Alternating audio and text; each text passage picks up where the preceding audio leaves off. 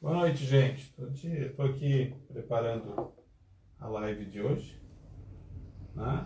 Só estou desbloqueando o outro celular para que eu possa ver mensagens. Sejam todos muito bem-vindos. Quem sabe faz ao vivo, né? Então, estou aqui.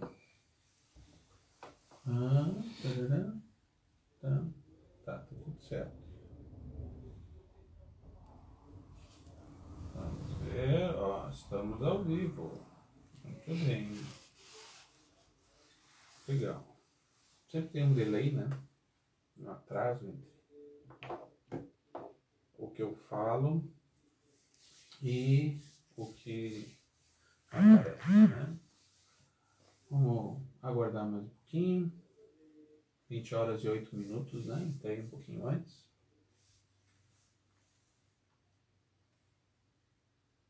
Para quem não sabe, eu fico sempre de preto aqui para que possa aparecer os desenhos, né? É por isso que eu estou sempre de preto. Não necessariamente porque eu goste, mas que daí não atrapalha muito os desenhos. Qualquer dia desse eu faço um making off aqui. Pra vocês verem como é que é todo o aparato.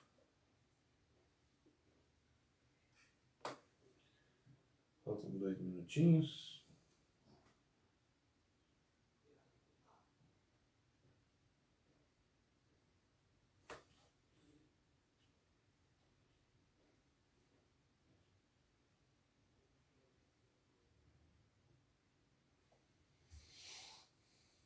Boa noite, tudo bom, Jéssica? Seja muito bem-vinda. Hoje temos a nossa, né, live de raciocínio clínico, é sobre lombalgia, né? São 20 horas e 9 minutos ainda. Só estou aguardando, né, para bater as 20 horas e 11 minutos para começar. Certo? Que legal, bom te ver aqui. Muito bom. E eu estava explicando antes, né, antes de começar aqui, né, eu estou sempre de preto nessas lives onde eu uso, né, o lightboard para que eu não atrapalhe com as cores o desenho da frente, né? Então daí fica mais fácil para ver. Por isso que normalmente eu vou estar de preto aqui quando é esse tipo de live, né? Tem vezes que eu vou fazer uma live normal, só conversando com vocês. Legal. Então olha só, vamos ver. Mais um pouquinho só.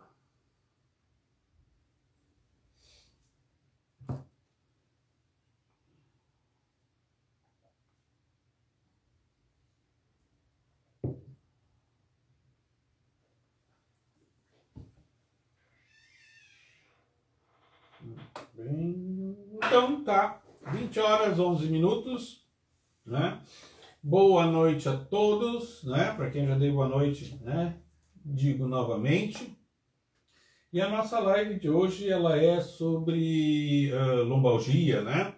O raciocínio clínico da lombalgia. Então já deixei preparados os desenhos aqui para mim, para que eu possa depois raciocinar, né? E eu vou falar, é claro, né? Vou falar de avaliação, certo? Muito mais do que de tratamento, né? Porque tratamento depois a gente, né? Se vocês quiserem, vocês podem fazer perguntas e a gente trabalha em cima disso. Muito bem. Então o que acontece, né? Olha só, primeira coisa, né? Lombalgia não é uma patologia. Lombalgia é um sintoma que vai apresentar sinais.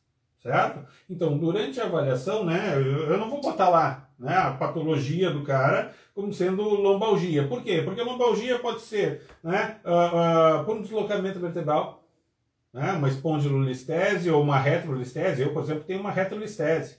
Aliás, eu ando com dor na minha lombar. Né? Pode ser por contratura muscular. Pode ser por uma escoliose.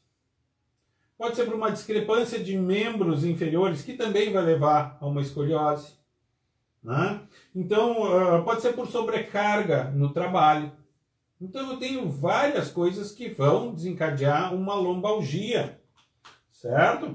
Então, é isso que eu preciso, né, avaliar. Por quê? Porque então eu tenho que saber qual é a patologia do meu cliente, né? Que essa patologia é que está gerando a minha lombalgia, certo?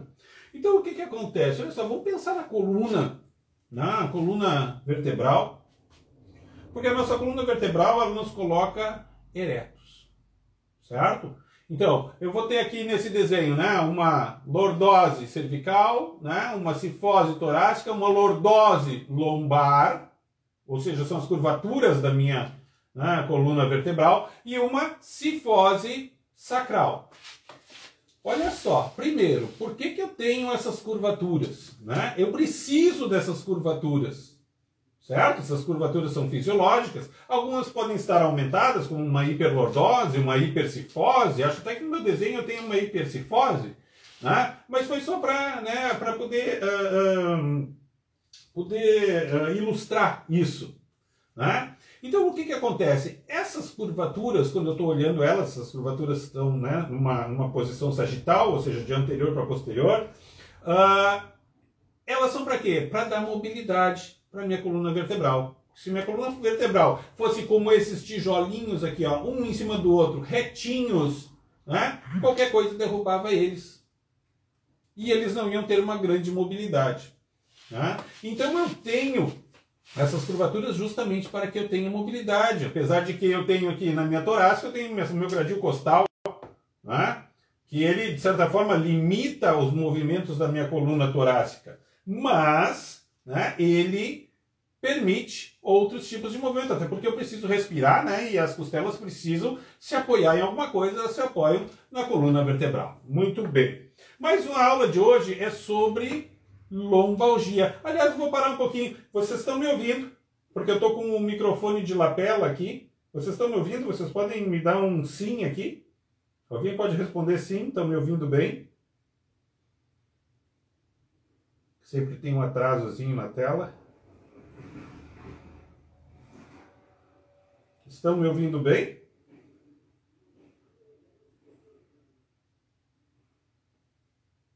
Ah, obrigado, Marciele. Tudo de bom para ti, guria. Que bom te ver aqui. Então, olha só, voltando ao nosso raciocínio, certo? A lombalgia, ela sempre vai ser o resultado de alguma patologia, de algum acometimento que eu vou ter, certo? E é isso que nós vamos investigar hoje, isso que nós vamos raciocinar em cima disso. Por quê? Porque pode ser por uma discrepância de membros, pode ser por excesso de carga, pode ser por um desvio da coluna, que está normalmente associado à discrepância de membros, mas não necessariamente o contrário. Né? Pode ser por contraturas musculares, certo? Alterações estruturais, né? Um desgaste de discos, né? Uma artrose articular, né? Interapofisária, certo? Que vai também, né, alterar toda a dinâmica da minha coluna. E eu preciso pensar que a minha coluna, ela é um todo. E quando eu tenho uma lombalgia, quando eu altero alguma coisa que me causa uma lombalgia na lombar, óbvio, né? Lombalgia, isso significa o quê? Que o resto também vai ser afetado de alguma forma. E eu, na minha avaliação, eu preciso pensar nisso. Ou seja, se eu pensar que, né, o meu cliente ele só com lombalgia, eu vou tratar a lombalgia dele e acabou, eu estou pensando errado. Por quê? Porque isso tudo é associado, não tem como ter uma alteração na lombar sem que tenha ocorrido alguma alteração aqui em cima. Por quê? Porque isso vai precisar se acomodar. Então o que acontece? Né? A primeira coisa que eu vou pensar é que vou começar na avaliação do meu cliente, depois de ter coletado toda a história dele, vamos entrar direto no que a gente precisa, né? Não vamos ficar falando de história aqui, né? História da doença atual, né? Porque a gente está pensando na lombalgia. Como a gente vai analisar isso? Eu tenho que me lembrar que eu tenho grupos musculares, certo? O grupo muscular eretor, que são os meus íleos costais, né? O lombar, o do tórax, né? O do pescoço e o da cabeça. Eu tenho a minha musculatura, essa caneta não funciona. Eu tenho a minha musculatura longuíssima e ainda vou ter a minha musculatura espinhal.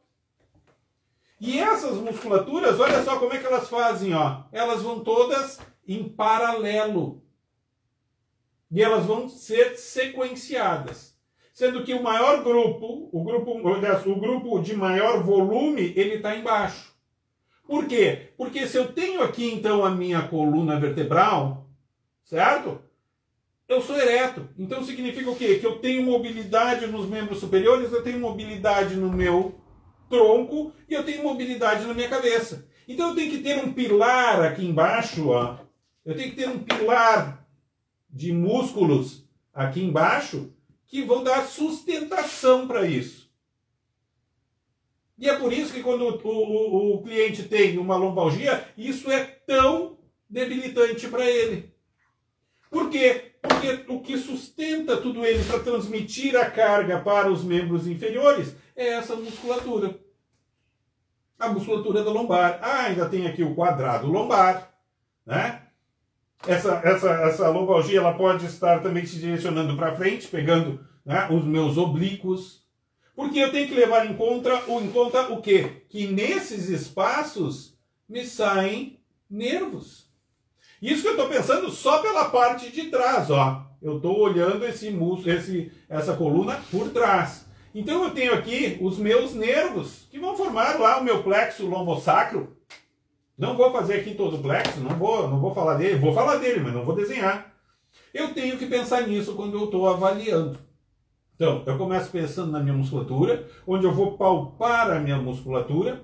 E quando eu estou palpando a musculatura, é bom que eu também já palpe as estruturas ósseas. Principalmente para ver, ó, quando eu estou palpando a musculatura, eu consigo avaliar se ela está mais ou menos contraturada. Se ela provoca mais ou menos dor no meu cliente. Ó, vou botar aqui, ó, certo? E eu consigo também ver se eu tenho algum componente rotacional nas minhas vértebras em relação a uma. Por quê? Porque essas contraturas normalmente são contraturas antálgicas, certo? E que elas podem desestabilizar as minhas vértebras, dependendo, né, do tipo de lombalgia que eu estou tendo. Apesar de que a dor por si só já causa, né, a contratura muscular, né, e que pode justamente, né, causar uma tensão maior. Por quê? Porque quando eu tenho lombalgia, não significa que eu tenho lombalgia dos dois lados. Eu posso ter de um lado só. E não só isso, essa lombalgia pode ser uma lombocetalgia, né? Então eu tenho que avaliar isso também. E aí, claro, né, eu vou ter lá os meus testes específicos, não estou nem falando dos testes ainda, estou falando das causas, o que eu preciso avaliar quando eu estou vendo a minha, né, avaliando a lombalgia do meu cliente, né? Uma vez que eu já sei, já tenho ideia do que ele tem. Então, comecei pela musculatura. Depois verifiquei a postura, né, que se encontra cada uma das minhas vértebras. Por quê? Porque isso significa também que eu estou colocando, né, a tensão nos ligamentos. Quais são os ligamentos principais que eu tenho para a minha coluna vertebral? Anteriormente, ligamento longitudinal anterior. Posteriormente, ligamento longitudinal posterior. E ligando o meu canal vertebral, né, de uma vértebra com a outra, ou seja, ligando os arcos vertebrais, eu vou ter o meu ligamento amarelo.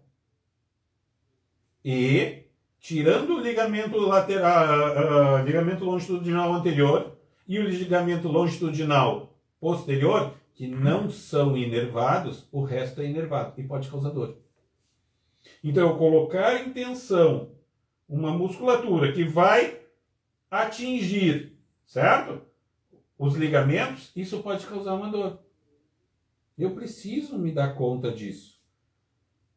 E eu preciso me dar conta que essa dor aqui embaixo no lombar vai afetar a cervical ou a torácica. Normalmente, a parte sacral, né, não, mas eu posso ter uma síndrome de caldequina. Por quê? Por causa das raízes que passam aqui, certo? Isso que eu nem falei Desculpa. Isso que eu nem falei de uma possível hérnia. Uma hérnia lombar. Onde o rompimento lá, né, dos meus ligamentos concêntricos do disco intervertebral, né, vão poder fazer, tem a possibilidade de causar só uma protusão, que é quando o disco não sai, né, quando o núcleo pulposo não sai, mas ele abaulou e encosta numa raiz nervosa, eventualmente dói. Ou pode ser uma extrusão, que é quando sai o conteúdo do meu disco intervertebral e toca numa raiz nervosa e conseguir fazer voltar, não digo que é impossível. É bem possível, sim, e tem muita gente que não precisa fazer cirurgia para isso, né? Faz fisioterapia, é para isso que a gente está aqui. Mas precisa de toda uma avaliação muito criteriosa para isso. Certo? Eu confesso que eu nunca tive um paciente, tenho 26 anos de carreira, e eu nunca peguei um paciente com hérnia extrusa. Eu peguei com protusão, mas não extrusa. Tá? Muito bem. E aí a gente tem que repensar tudo o que a gente está fazendo. Muito bem. Continuando então o nosso raciocínio. Pensei na musculatura. Vi as minhas vértebras. Certo? Aí eu passo para onde? Passo para a minha discrepância. Vou avaliar o quê? Qual é a distância que tem do meu, né, umbigo até o meu maléolo lateral. Desculpe, maléolo medial. E vou fazer do outro lado também. Certo? Sempre vai ter uma pequena discrepância, né? Porque nós somos simétricos, nós não somos idênticos. Ou seja, eu tenho os dois lados que desempenham a mesma função, mas não significa que, né, eu tenho o mesmo comprimento. E aí, claro, pode ter uma diferença de um centímetro, eu nem diria, mas de meio centímetro, por aí, que eu não levaria em conta na minha avaliação. Mas, se tiver 1,5, 2, tá, talvez isso seja uma das causas. Só que eu tenho que levar em conta também a idade do meu cliente. Lombalgia acomete mais pessoas entre 40 e 50 anos. E aí o que acontece? Isso devido ao quê? Devido ao desgaste. Tá, mas depois disso não acomete? Acomete, mas menos. Por quê? Porque o corpo começa a se adequar, né? Eu começo a formar minhas pontes de osteófito, né? Começo a ter osteofitose entre as minhas vértebras, certo? E isso tudo pode influenciar que as pessoas com mais de 50 anos, ou seja, de 60 anos em diante, tenham menos lombalgia do que entre 40 e 50 anos, certo? Bom, mas eu falei da musculatura eretora da espinha, que é a musculatura posterior, né? Com os iliocostais, o espinhal, com os longuíssimos, tem o semiespinal aqui também. Mas, na parte anterior, eu tenho que me dar conta que eu tenho a minha musculatura que vai agir no meu quadril, que é o meu ilho, aliás, desculpe, o meu psoas e o meu ilho ilíaco, vamos botar aqui para a gente não confundir, o ilho psoas, que cruza aqui pela frente. Isso significa o quê? Que eu tenho agora uma musculatura que cruza aqui pela frente da minha lombar, certo? E que ela traciona, ela ajuda essa lordose lombar. E isso pode ser uma fonte de lombalgia. Seja por uma contratura, seja por um deslizamento anterior das minhas vértebras lombares, que é uma espondilolistese. Fiquem bem à vontade para fazer perguntas aqui para mim, tá? Bem à vontade, pode perguntar o que quiser. Aquilo que eu souber, eu vou te responder. Aquilo que eu não souber, vou tentar raciocinar em cima, porque o negócio é esse. O negócio é a gente conseguir raciocinar em cima do que a gente está fazendo. Existe uma resposta certa? Não, existem várias respostas certas. Só que tu precisa ter um raciocínio que te leve até elas. Por isso que isso aqui é uma live de raciocínio clínico. Certo? Então, vou pensar que eu preciso, né, testar este ilho psoas. Para isso eu tenho teste, né? Eu posso botar o meu cliente deitado na beira da maca e simplesmente deixar um membro deles, né, pendurar para fora, deitado de decúbito dorsal. Porque se ele tiver alguma limitação, se ele tiver um encurtamento do meu ilho psoas, certo? Se isso gerar dor, é ali que eu vou conseguir ver. Certo? A palpação do ilho psoas, ela é possível? É, mas tu tem que estar com o paciente muito bem preparado. E não te esquece que tu vai estar com o paciente com dor. Então, talvez até colocar o paciente nessa postura, na beira da maca, seja doloroso. E aí eu vou ter que ter outras formas.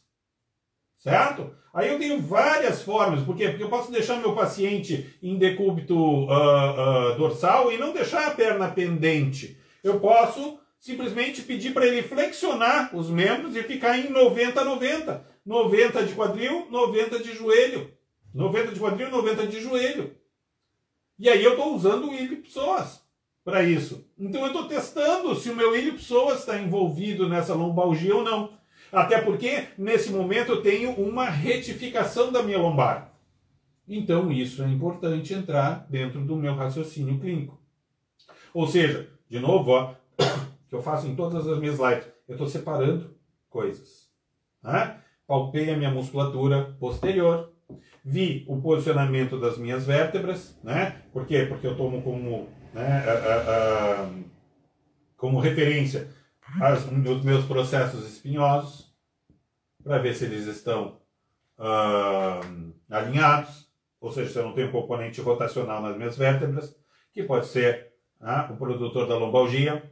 Depois eu olho, né, o meu ilho psoas, testo ele, né, para ver se é isso que está acometendo o meu paciente.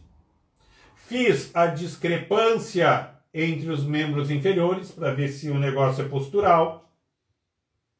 E, né, preciso me dar conta que quando eu tratar essa questão lombar, isso pode afetar tanto a cervical quanto a torácica. Na verdade, isso está afetado. Isso eu garanto para vocês. Está afetado. Por causa dessa lombalgia, com certeza ele tem contraturas acima ou abaixo. Mas normalmente é acima, por quê? Porque aqui eu tenho os meus pilares, né, que vão manter a minha coluna ereta. Certo? Não se esqueçam do seguinte, ó.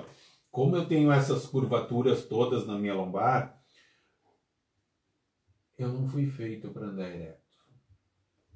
Digamos assim, né? Evolutivamente, eu sou... É muito engraçado, né? Porque o ser humano se considera o mais evoluído. Não, tudo bem. Nada contra. E eu me considero também. Mas olha só. Todos os outros seres são quadrúpedes. Ou quadrúmanos. A gente pega os macacos, né? Caminham nas 4 mãos. Só nós somos bípedes. Com exceção das aves. Mas as aves é outra forma de pensar. Isso significa o quê? Que para ter toda essa mobilidade eu tive que abrir mão do quê? Da estabilidade. E aí eu tenho uma musculatura extensora, né? Uma musculatura eretora da espinha muito desenvolvida para me manter ereto, porque a gravidade sempre me joga para frente e para baixo. Né? Tanto que, né, a minha musculatura eretora da espinha, ela é muito mais desenvolvida que a minha musculatura abdominal. Muito mais desenvolvida. Por quê? Porque está o tempo todo aqui, ó, me mantendo ereto contra a gravidade. Certo? E isso exige muito. Então, esse processo evolutivo que nós passamos, né, para ficarmos eretos, isso teve um custo biomecânico muito grande. Muito, muito grande. Né? E acarreta, né, ligado à atividade laboral, à atividade, né, de vida diária, atividade desportiva, de lazer, que acarrete nessas lombalgias. Bom, e aí? Eu já raciocinei com relação à musculatura, com relação à postura, certo? Com relação às discrepâncias dos membros, certo? E eu preciso pensar agora que testes que eu vou fazer. Bom, o primeiro teste que vem na cabeça, né? E acho que vem na cabeça de todo mundo é LASEG. Né? Colocar o paciente deitado, decúbito dorsal, erguer a 30 graus, porque todo mundo acha que LASEG é lá em cima. Não, LASEG não é lá em cima. LASEG é até 30 graus. Eu posso fazer um LASEG sensibilizado, que é quando eu peço para o paciente fazer ainda uma flexão dorsal do pé. Por quê? Porque eu gero tensão na minha cadeia posterior. Eu gero tensão na minha cadeia posterior de toda a minha coluna vertebral. Posso fazer isso sentado? Também posso. Coloco o paciente sentado. Alguns chamam isso de, eu acho que era slump test, alguma coisa assim, quando se falava de mobilização neural. Né? Mas o que acontece? Coloco o paciente sentado, peço para ele flexionar, eu quero flexionar a cervical, flexiona a torácica, não muito. Por quê? Porque se ele tiver alguma contratura, com certeza ela vai aparecer, em maior ou menor grau. E aí eu começo a ver, olha só, tem um acometimento também torácico, ou seja, não está só lá. Isso precisa e vai repercutir em outros segmentos, sempre acima. Antes eu falei talvez abaixo, né? Não, sempre acima. Eu acho que eu já tinha até corrigido. Sempre acima. Justamente por quê? Porque eu tenho a musculatura lombar que fica aqui segurando para que aqui em cima possa ter a mobilidade. Pensei então no LASEG. LASEG sensibilizado. Certo? E agora eu pensei, né, no slump test. Muito bem. Além disso, eu vou testar o quê? Movimentos laterais, né, de rotação e de inclinação, certo? Por quê? Porque principalmente na rotação, e eu prometi que eu ia fazer, não fiz ainda, eu vou fazer um vídeo lá para o meu canal no YouTube, só sobre padrões de movimento. Por quê? Porque eu não consigo fazer uma inclinação sem ter algum grau de rotação. E vice-versa. Certo? Então o que acontece? Esses movimentos de rotação e de inclinação mais porque, né, eu comprimo o disco de um lado e libero do outro. Então significa que o meu disco, o meu núcleo pulposo, ele vai para onde? Para onde tem menos pressão. Certo?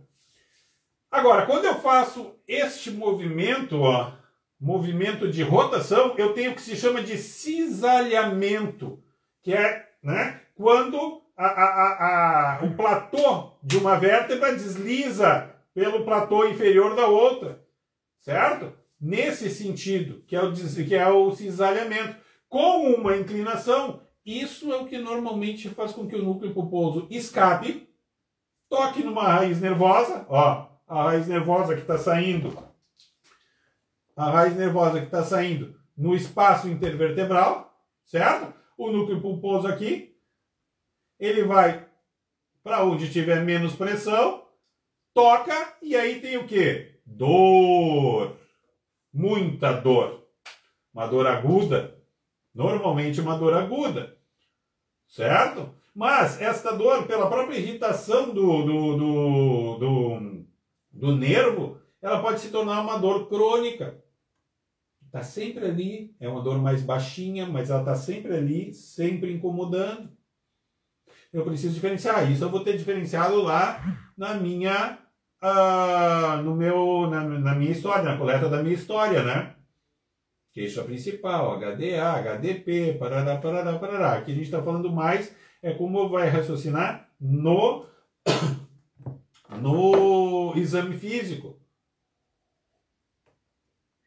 Ou seja, já entrei rasgando direto no exame físico. E aí eu vou pensar no quê? Em como que eu preciso, né, estabilizar isso. Por quê? Porque assim, ó, gente, eu penso assim pelo menos, tá? Eu, de preferência, eu não uso eletro. Não tem nada contra o eletro. Nada, absolutamente nada contra o eletro. Certo? Mas eu, de preferência, não uso. Ou eu trabalho com calor, ou trabalho com frio, e aí eu digo, na lombar eu não vou usar frio.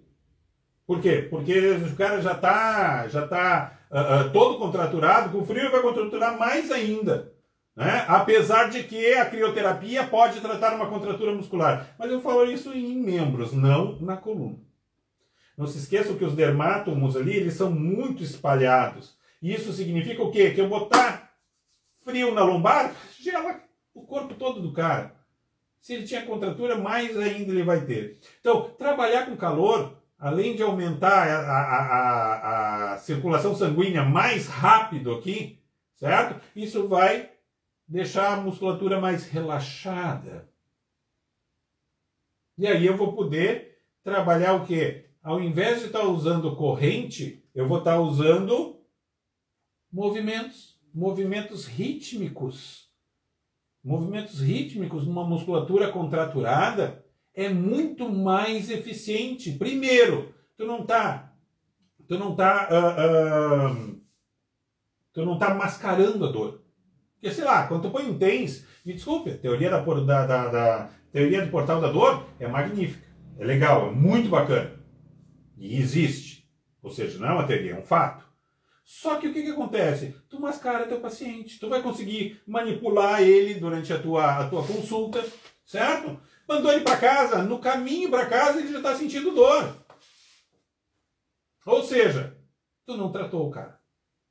Então, é preferível, no meu raciocínio, é preferível que tu trates ele com dor e vai aliviando a dor dele à medida em que tu vai ganhando a mobilidade, porque a musculatura começa a relaxar com o movimento.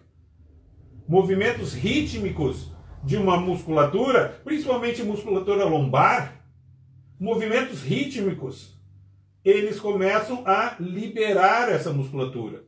Se eu conseguir identificar, porque eu tenho os pontos gatilhos da musculatura, se eu conseguir identificar onde está o ponto gatilho dela, certo? Que é o desencadeador de dor, e eu puder fazer uma liberação miofascial, perfeito. Por quê? Porque eu vou direto, vai gerar muita dor, mas vai ser mais eficiente para o paciente. Uma coisa é o paciente chegar com dor na tua clínica travado. Outra coisa é ele sair da tua clínica com dor destravado. Por quê? Porque tu conseguiu liberar o teu ponto, né, de contratura. E aí, junto com isso, tu vai trabalhar a mobilidade. A mobilidade da lombar. Por quê? Porque eu estou falando dessa musculatura, né, seja a anterior, ilipsoas, que é o principal, né, seja a musculatura toda eretora da espinha, que é o que normalmente é mais acometido. O cara chega com dor lombar, a primeira coisa que eu vou pensar é eretores da espinha. Eu vou avaliar o ilipsoas para ver? Sim, porque eu estou descartando coisas, então eu preciso ir lá ver para descartar. Eu não posso descartar sem ver. E eu vou tratar então a mobilidade. Tratar a mobilidade é muito melhor. O paciente se sente muito melhor do que tu simplesmente analgesiar ele e tratar ele analgesiado. Porque quando tu está tratando ele analgesiado, tu não sabe o quanto tu pode ir. Simplesmente porque ele está analgesiado. Ah, mas o TENS não é assim que ele tira. Não, ele não tira, realmente. Mas ele mascara um pouquinho. Tu e o teu cliente farão coisas que normalmente não fariam se estivesse com dor. Né? Tem gente aqui que foi meu aluno, né? na instituição que eu dava aula, e eu falava isso já nas aulas de clínica. Eu era professor de clínica, né? Durante 18 anos eu dei aula de clínica na universidade. Né? Ainda fui professor de anatomia, fui professor de cinesiologia, neurofisiologia do movimento, né? E clínica. E o que eu adorava, que era neuroanatomia. Muito bem. E aí o que acontece? Nesses 18 anos eu sempre falei, não adianta tu tratar a analgesia só para poder fazer a manipulação durante a sessão, durante o atendimento. Por quê? Porque tu está mascarado, o paciente está mascarado. E o paciente vai sair dali, ele dobrou a esquina, a dor voltou. Isso significa que tu não foi eficiente, isso significa que tu não agregou nada para o teu cliente. Porque o teu cliente te procurou porque ele queria agregar alguma coisa. E tu não agregou. Ou seja, tu acaba fazendo mais do menos, do mais do mesmo. Então eu digo para vocês, vocês precisam pensar, quando vocês estão avaliando e que vão tratar a lombalgia, que esse cara ele precisa ganhar movimento. E é o movimento, por quê? Porque se ele chegou lá travado, certo? Se ele chegou lá travado, tu tem que destravar. Mas isso não significa assim, ah, não, então o raciocínio clínico vai destravar ele. Não, não existe uma coisa mágica. O raciocínio clínico é justamente para que tu possa pensar o que vai ser útil para ti e o que não vai ser útil. E é a partir disso tomar as tuas decisões. Quando eu fiz esse raciocínio clínico aqui sobre a lombalgia, eu pensei como eu faria. Mas isso aqui é um caso hipotético. E eu vou ter que pensar no meu cliente quando eu tiver ele na minha mão. Então isso aqui é muito mais um norte para vocês, né, poderem gerar o raciocínio clínico de vocês. Ter uma troca, olha só, mas eu ouvi falar que o Klaus ele faz assim. Ou ele pensaria tal coisa, ou quem sabe isso, quem sabe aquilo. Isso é raciocínio clínico. Entende? Poder experimentar, poder pensar que existem outras coisas que possam fazer, que não é só aquele tradicional. Ah, muito bem, eu vou então, vou fazer alguma manobra de osteopatia. Bom, mas além da manobra de osteopatia, só isso não vai adiantar. Eu vou ter que fazer isso e eu vou ter que trabalhar, né? Não o reforço muscular, porque, gente, clientes, vocês trabalham reforço muscular hoje. Aliás, quanto tempo leva para se ganhar força muscular para estabilizar uma articulação? E depois que ele não fizer mais, quanto tempo vai durar? Isso significa que vocês não estão sendo resolutivos, porque se vocês não sabem quanto tempo vai durar, e se vocês vão ter que condenar o cara, condenar é uma palavra forte, né? Mas eu vou usar, condenar o cara, que ele vai ter que fazer agora pro resto da vida aquilo, e se ele não gosta? Muito bem, orientar sim. Orientar sim. Né? Tomar medidas que possam, porque ele viveu até ali, e ele viveu sem osteopatia, ele viveu sem pilates, ele viveu sem eletroterapia, ele viveu sem fisioterapia. Mas ele chegou aos 40 anos e aquilo deu uma lombalgia nele. Ele vai ter que conviver com aquilo. E vocês têm que ensinar para ele o quê? Ah, ele precisa manter o peso? Pode ser que sim. Isso serve para mim? Serve. Porque eu tô com lombalgia. Ele precisa ter alguma atividade física? Sim. Precisa ser uma coisa assim que seja violenta? Não. Mas tem que ser alguma coisa que ele goste. Que técnicas eu vou usar para tratar ele? A que tu quiser, querido. Mas eu vou te dizer, uma técnica não é soberana. Por quê? Porque, né, muitas vezes a gente se apaixona por uma técnica e acha que aquela técnica ela serve para tudo. E não é. E ela não serve para tudo. Né? Ela pode ser melhor em determinadas situações, só que eu preciso avaliar. E não me prender só a ela. Por quê? Porque vai chegar uma hora que aquela técnica não vai mais resolver o problema. Não estou dizendo desse paciente, pode ser de outro. Então eu não posso confiar só em uma técnica. Eu preciso ter um arcabouço um arsenal, eu prefiro usar um arsenal de técnicas que eu possa, isso aqui me serve agora, aquilo me serve depois, e assim por diante. E é a partir disso, então, que eu vou tratar a minha estratégia para que esta lombalgia possa ser tratada. Não sei se eu me fiz claro até aqui. Vocês conseguem entender o que eu estou querendo dizer para vocês? Me digam aqui, me respondam no chat, por favor.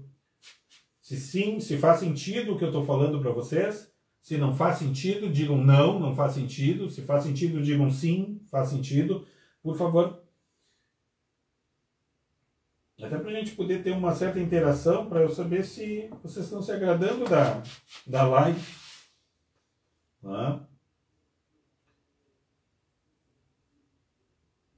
Continuando então, né? Aí a gente já está se encaminhando para o fim.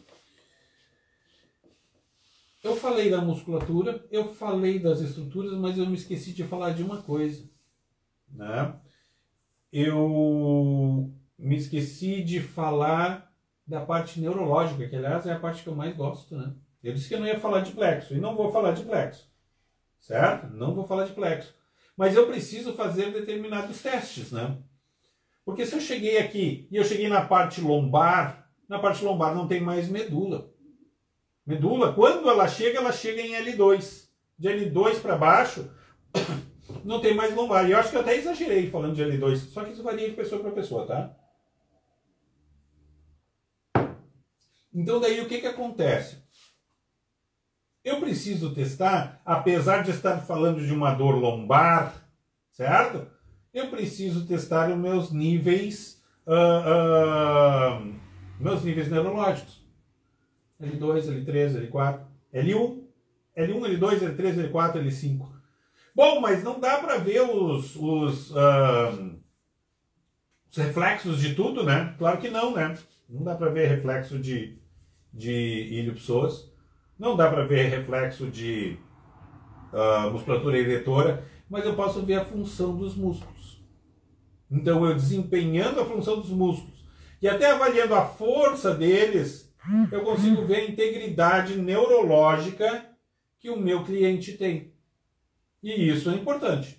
Muito, muito importante quando eu estou fazendo a avaliação. Claro, né? Também tem a sensibilidade.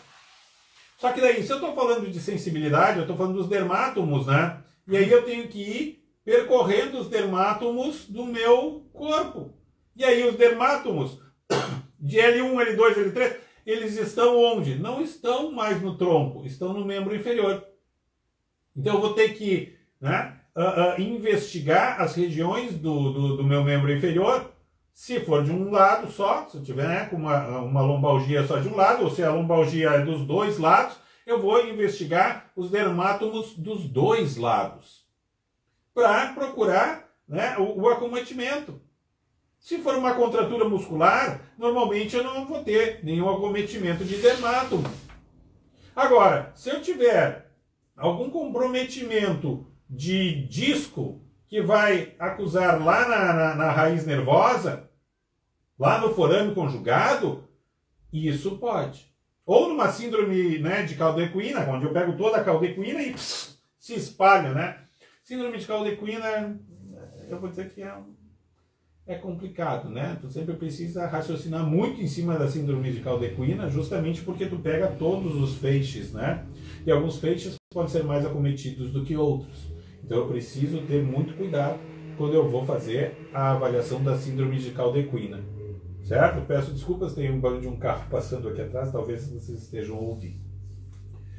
Então, enfim, né? Não se esqueçam então, comece pela avaliação da musculatura, avaliação da estrutura óssea, ou seja, das vértebras, levando em conta os membros inferiores, certo? Qualquer desvio da coluna que possa ter, tá? Leve em conta que o acometimento da lombar reflete em tudo que está acima dela, certo? E a avaliação neurológica, que eu preciso levar em conta. A partir disso, eu vou tirar as minhas conclusões. Sempre usando, né,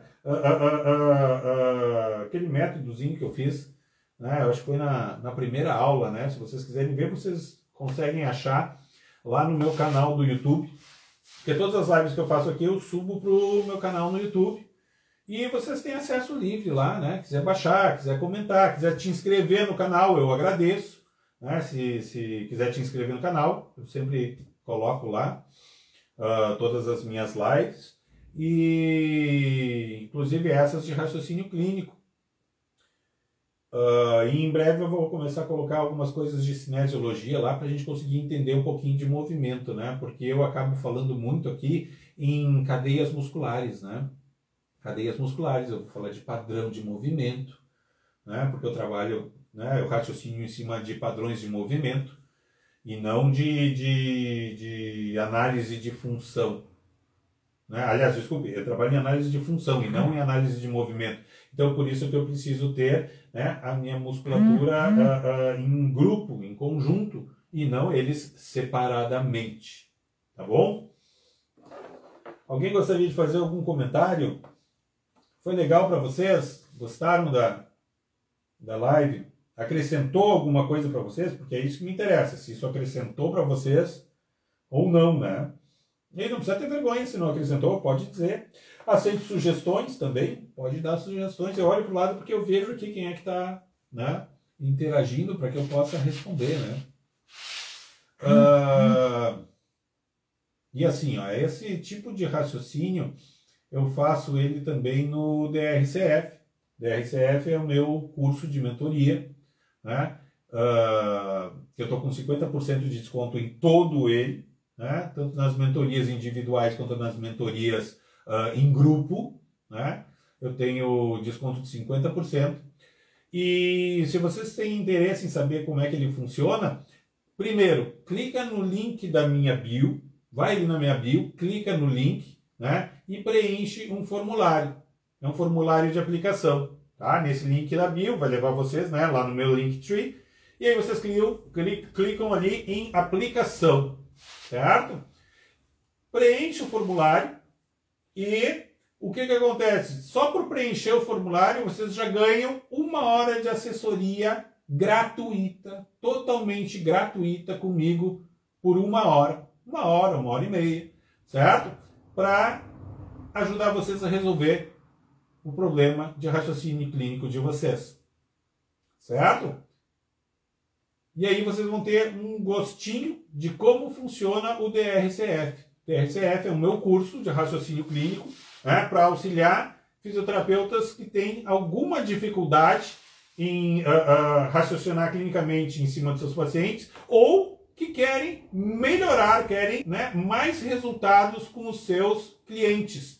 Por quê? Porque o raciocínio clínico ele serve para quê? Para que tu tenha mais resultado, para que tu agregue valor no teu trabalho e com isso tu consiga inclusive cobrar mais, fidelizar o teu cliente, cobrar mais e ter mais sucesso na tua carreira. Certo? E todas as terças-feiras, na verdade eu sempre aviso antes, porque antes eu estava com alguns problemas de horário, então teve vezes que saiu numa quinta, outras numa quarta, outra vez numa segunda, mas normalmente nas terças-feiras, às 20 horas e 11 minutos, eu estou aqui fazendo uma live para vocês, certo? Semana que vem eu vou ter outro assunto, eu aceito sugestões, quer me mandar uma DM, me manda uma DM, me manda um direct, um messenger, né? Eu queria que tu falasse sobre tal coisa. E eu falo para vocês, tá? Eu discuto aqui, a gente discute, faz um esqueminha, né? A gente raciocina em cima disso e é muito legal isso para a gente poder desenvolver o nosso raciocínio clínico. E lembrando, se tu quer desenvolver mais o teu raciocínio clínico, vem para o DRCF e lá eu te ajudo com isso. 16 semanas. Em 16 semanas eu te ajudo a desenvolver o teu raciocínio clínico e aumentar os teus resultados com o teu cliente, certo? Vejo vocês a qualquer hora por aí, certo, gente? Alguém quer fazer alguma pergunta? Sempre tem um delayzinho entre o que eu falo e aparecer aqui, então eu aguardo se alguém quer fazer alguma pergunta, alguma dúvida. Fiquem bem à vontade, gente. Pode perguntar à vontade. Convidem os amigos. Já achou que foi produtivo, Fabiana? Convida os amigos, convida os colegas para vir aqui assistir mais, fazer pergunta, ver como é que funciona. Marcele foi minha aluna, né? A Tânia também já foi minha aluna, né? Então, venham para as lives aqui, né? Convidem os colegas para vir também, os amigos, e vamos crescer todo mundo junto.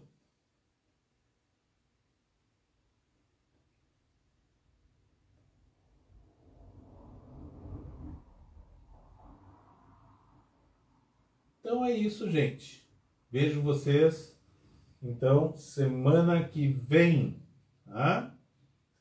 Neste mesmo horário.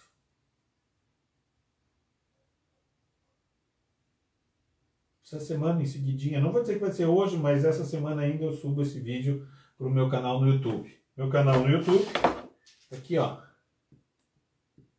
Klaus Loges. Esse é o meu canal no YouTube. E lá vocês podem acessar os meus vídeos.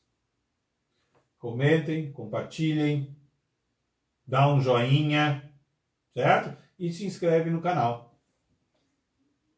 Isso só me estimula a produzir mais material para vocês. Certo?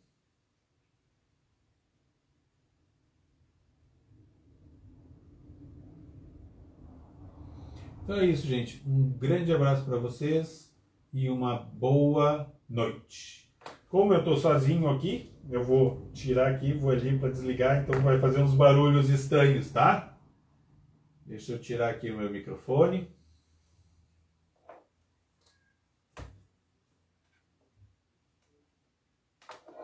Tchau, tchau.